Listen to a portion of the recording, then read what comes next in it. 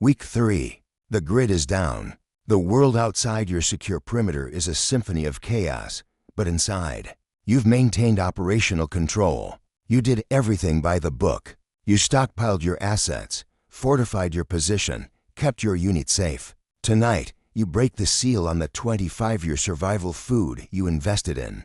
To conserve fuel, the generator is cold and silent. You cook over a propane camp stove. The smell of what you believe is life-sustaining rations filling the small kitchen. A hot meal, a moment of discipline in the madness. Hours later, that discipline shatters.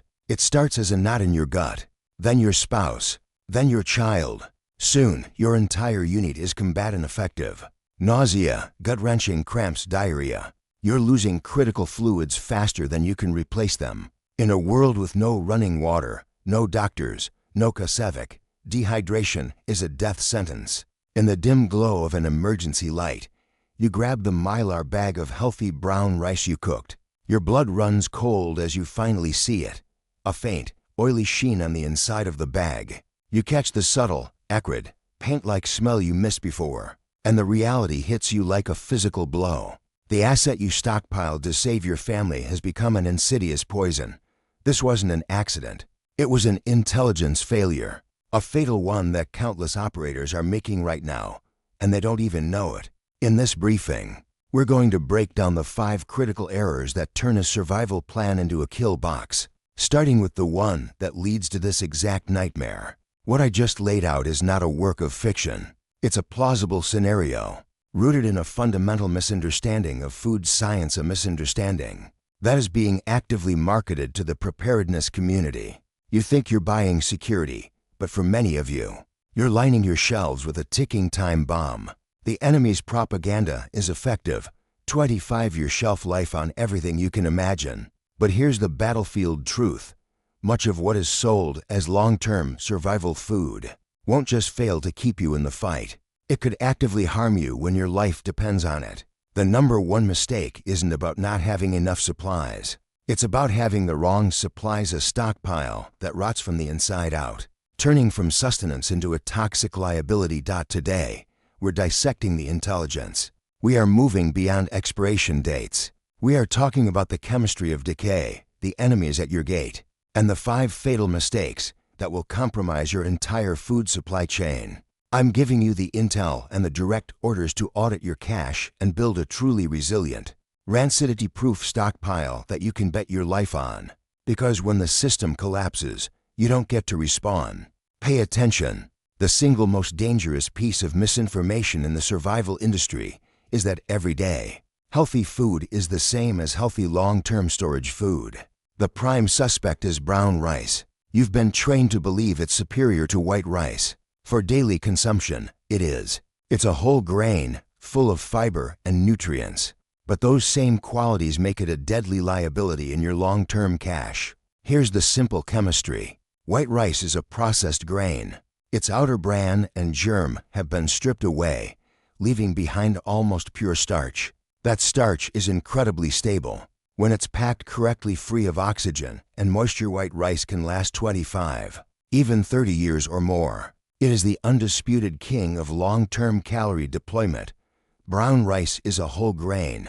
Its oily, nutrient-rich bran layer is left intact. Those oils are its Achilles heel. Over time, any trace amount of oxygen in that bag, and there's always a trace amount, attacks those fats. It's a chemical process called lipid oxidation. In our world, we call it rancidity.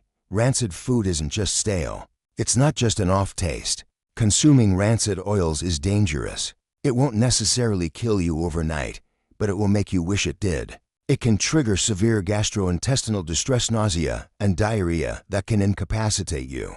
In a grid-down scenario, that leads to rapid dehydration, which is a death sentence. It makes you weak. It makes you a burden. It turns a capable survivor into a patient. Beyond the immediate sickness, continued consumption of rancid fats depletes your body of vitamins and creates free radicals that cause cellular damage. You're eating, but you're poisoning yourself. And the most insidious part, this attack happens silently. A bag of brown rice can look, feel, and smell perfectly fine. You might not detect the bitter, crayon-like odor until you're cooking it, or worse, until after you've consumed it and the cramps begin. The realistic shelf life for brown rice, even under perfect conditions, is not 25 years. You're on borrowed time after 6 to 12 months. Best case clinical scenarios might stretch it to a year or two, but you are gambling with your operational readiness. The same logic applies to a whole class of healthy comfort foods people stockpile: nuts, seeds, whole wheat flour, granola, peanut butter powder. All of them contain oils that are guaranteed to go rancid. I hear the argument, but it's sealed in mylar with an oxygen absorber. That's a countermeasure, not a magical force field. Absorbers can't stop the oxidation that has already started, and they are powerless against a bad seal or a microscopic puncture. Those 25-year survival buckets full of trail mix and whole grain cereals, they are a trap designed to sell you a comforting idea that is scientifically bankrupt and operationally hazardous. I have an intel report on a woman who had to scrap nearly $1,000 of her stored assets. The high-fat granola and whole wheat pancake mixes she stored for only 2 years had gone completely rancid, filling her storage position with a sickening, paint-like smell. She was lucky. She found the problem during peacetime, not when her family's lives were on the line. The solution: your core calorie foundation must be built on scientifically proven, low-fat staples. Your primary grain for long-term reserves must be white rice. Augment this with other low-oil assets like hard red wheat, oats, and dehydrated beans. These have a documented history of lasting for decades. High-fat comfort foods have a tactical purpose, but they belong in your short-term pantry, the one you rotate every 6 to 12 months, not your end-of-the-world cache. Rancidity is a saboteur in your ranks, but it works with 5 accomplices that will systematically destroy your food supply. Too many operators spend a fortune on the assets themselves, then store them in a way that guarantees mission failure. You must treat your storage area not as a closet, but as a hardened strong point engineered to defeat these 5 hostiles. Number 1. Temperature. Heat is the enemy of longevity. The rule of thumb is simple. For every 10-degree Fahrenheit increase in temperature, the shelf life of your food is cut in half. Storing your supplies in a garage, an attic, or a backyard shed where temperatures can exceed 100 degrees is a catastrophic error. I knew a prepper who stored his assets in a steel shipping container. In the summer, it became an oven. He effectively cooked his entire investment into worthless garbage. The ideal storage environment is cool and stable, between 40 and 70 degrees Fahrenheit. A basement, an interior climate-controlled closet, or a root cellar are your primary defensive positions. Number 2. Light. UV light degrades your assets. It destroys vitamins, breaks down fats, and compromises the nutritional value of your food. Storing supplies in clear containers on open shelves is a total failure of light discipline. Your strong point needs to be a black box. Use opaque, food-grade buckets. If you use glass, store it in enclosed cabinets or wooden crates. Light is a slow-acting poison. Number 3. Moisture. Moisture is the breeding ground for mold, mildew, and bacteria. It turns a perfect bucket of rice into a moldy, unusable brick. Never store your supply containers directly on a concrete floor. Concrete acts like a sponge, wicking moisture from the ground and transferring it directly to your buckets, compromising seals and contents. All assets must be stored on shelves or wooden pallets, elevated a minimum of a few inches off the floor. Your primary defense is an airtight seal. Number 4. Oxygen. As we've established, oxygen is the fuel for rancidity, and it supports insect life. This is why mylar bags and oxygen absorbers are mission critical for dry goods. A properly sealed mylar bag inside a heavy-duty bucket creates a layered defense. The bucket is the armor, protecting against pests and physical damage. The mylar and absorber create an anaerobic environment that suffocates insect eggs and slows decay to a crawl. Number 5. Pests. The 5th hostile is the most obvious: rodents and insects. A single mouse can chew through paper, cardboard, and even mylar in minutes, contaminating everything with its waste. This breach breaks your oxygen barrier and exposes your food to accelerated decay. This is why the hard shell outer layer, the food-grade bucket, is non-negotiable. It is the armor plating for your food fortress. The solution: your storage environment requires the same tactical seriousness as your choice of assets. Conduct an inspection of your storage position today. Is it cool? Is it dark? Is everything in pest-proof, airtight containers, elevated off the ground? If not, your mission is incomplete. You've only done the easy part. We're covering critical intel here. Pause for a moment. Be honest. Are you guilty of any of these failures so far? Do you have a cache of brown rice designated for long-term? Are your assets sitting in a hot garage? Report your status in the comms section below. There's no disgrace in a tactical error. The objective is to learn, adapt, and overcome. This community is your unit.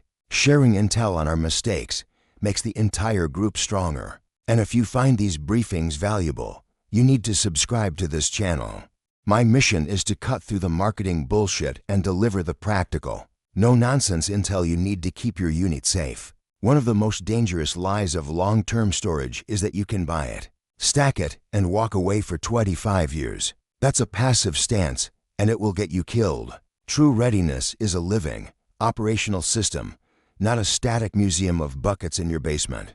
This mistake has two components: failure to rotate and failure to drill. First, rotation. The principle is simple: first in, first out.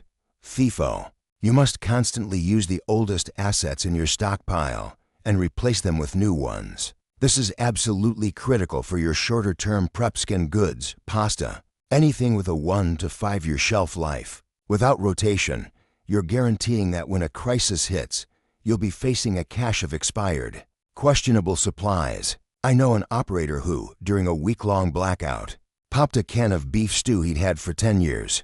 The can wasn't bulging, but the contents were a foul-smelling, brown sludge. He had never rotated his stock. When he needed it, half of his ready-to-eat assets were garbage. Even for your long-term assets like white rice, rotation forces you to conduct regular inspections of your containers. You're checking for damage, bad seals, signs of pests. It keeps you familiar with your inventory.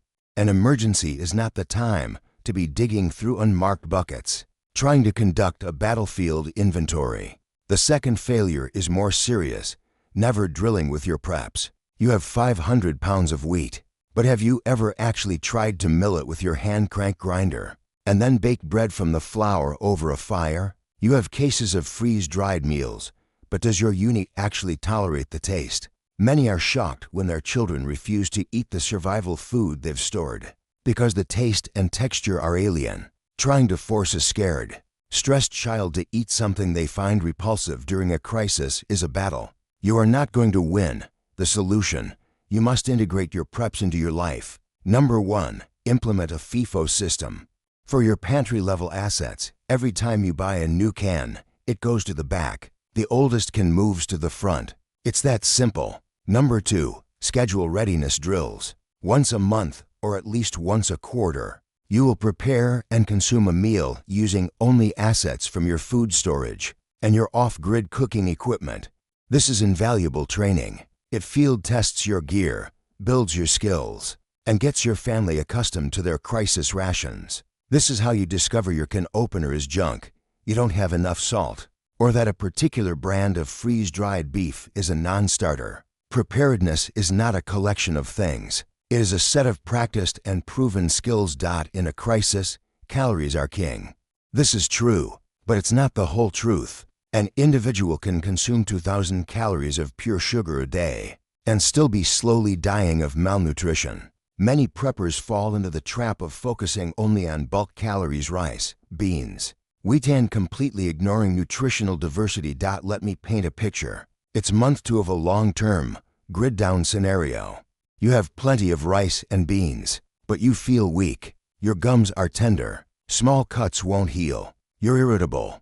You are experiencing the first signs of scurvy, a vitamin C deficiency. It sounds like something from the history books, but it can become a modern reality in just a few months on a diet lacking essential vitamins and minerals. Your stockpile must be a complete nutritional ecosystem. Living off low-fat grains will keep you from starving, but it will not keep you healthy, strong, or mentally sharp.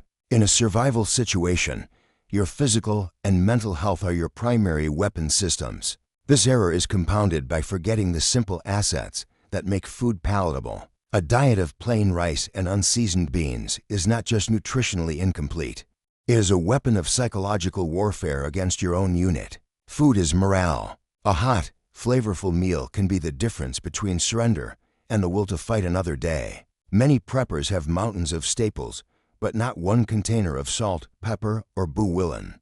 The solution: you must think like a long-term combat medic. Number 1. Reinforce your staples. For every bucket of rice, you need a plan for vitamins. This can be high-quality, long shelf-life multivitamins. It can also be canned or freeze-dried fruits and vegetables. Low-acid canned vegetables last 2 to 5 years. Properly packaged freeze-dried produce can last over 20 years and retains most of its nutritional value. Number 2. Stockpile flavor. Salt is non-negotiable. It's essential for biological function, and it's a massive force multiplier for morale. Buy it in bulk. It's cheap and lasts forever. Stock up on bouillon, pepper, garlic powder, and other spices. These small items provide an incredible return on investment. Number 3. Don't forget fat. We've established that oils are a liability due to rancidity. But fat is a critical nutrient. Your body requires it for energy and function. The solution isn't stockpiling vegetable oil that will be useless in a year. The solution is a heavily rotated, short-term stock of cooking oils, or better, long-lasting options like and meats packed in their own fat or ghee, clarified butter, which has a much longer shelf life than standard butter. The final mistake is so fundamental it's often completely ignored. You can survive 3 weeks without food. You will last about 3 days without water. Many preppers have a room full of food, but only a single case of bottled water. They are days from death and don't even know it. The error is not just about insufficient quantity though, that's a huge problem. The minimum is 1 gallon per person, per day. A 4-person unit requires 120 gallons just for 1 month. The real mistake is the failure to establish a 3-point water security plan: stored water, a collection capability, and a redundant purification system. Relying only on stored water is a losing strategy. It's bulky and it will run out. I have intel on a family that was well stocked for a city-wide water main failure. They had months of food. They had a few days of water. By day 4, their entire survival plan had collapsed. They couldn't cook their food, they couldn't hydrate, and they were forced to take unacceptable risks to find more, and purification. Having a river nearby is an asset, but drinking from it directly is a good way to contract giardia or dysentery. Those are illnesses that, like rancid food, cause dehydration and are a potential death sentence in a crisis. The solution: your water plan must have 3 prongs. Number 1. Store water. Establish a baseline.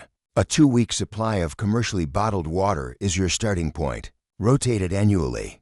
From there, expand your storage with larger, more durable containers like 55-gallon water barrels. Number 2. Establish collection capability. Identify all local water sources: rivers, lakes, streams. Do you have a means to transport water from that source to your position?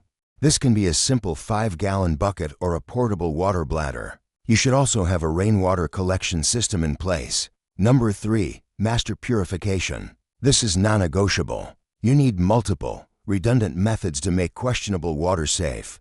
The gold standard is a high-quality water filter, like a Sawyer or a Berkey, that can remove bacteria and protozoa. Do not stop there. Have a backup. Store plain, unscented bleach with the proper instructions for use. Have purification tablets. And know the ultimate backup: boiling. This means you must have the fuel and equipment to boil water, which ties back into your total operational plan. Your food assets are tactically useless without a robust and realistic plan for water. Do not let this be your fatal oversight. That's the intelligence. The 5 deadly mistakes that turn your survival investment into a liability. Here's the after-action report. Mistake number 1. The healthy food lie. Stockpiling high-fat foods like brown rice that go rancid and become toxic. Your core calories must be low-fat staples like white rice. Mistake number 2. Ignoring the 5 silent killers. Failure to defend your assets from temperature, light, moisture, oxygen, and pests with proper hardened storage. Mistake number 3.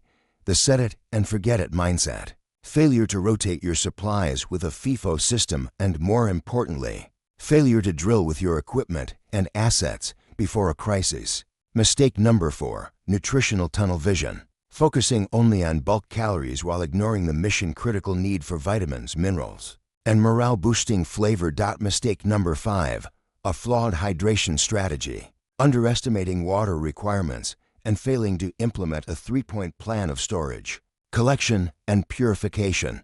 The purpose of this briefing is to give you clarity. True preparedness is not about fear.